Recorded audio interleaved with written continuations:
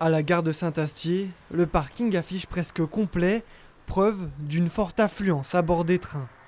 L'année dernière, 300 000 voyageurs ont emprunté ces navettes entre Mussidan et Niversac. Ce service public a un coût. La région réclame 227 000 € à la communauté de communes Ilverne-Salambre. Pour cette dernière, ce financement n'avait pas été évoqué au lancement du projet en 2013.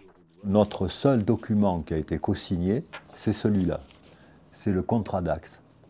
Et donc là-dessus, il est stipulé que la région prenait en charge avec le Grand Périgueux la mise en œuvre de cette navette. Seul incombait à la collectivité la rénovation des équipements autour de ces 3 haltes ferroviaires, comme l'agrandissement des parkings. Mais en 2019, la loi mobilité change la donne.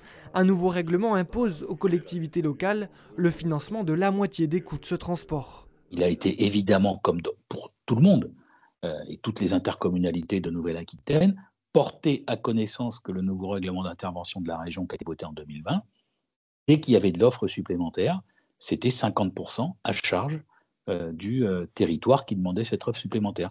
La collectivité ne souhaite pas payer les 227 000 €. Elle demande à discuter de ce montant avec la région Nouvelle-Aquitaine.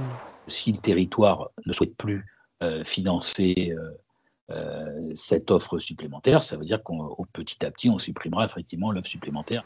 En l'état, les arrêts de Saint-Astier, Saint-Léon-sur-Lille et Neuvic pourraient être supprimés dès la mi-décembre.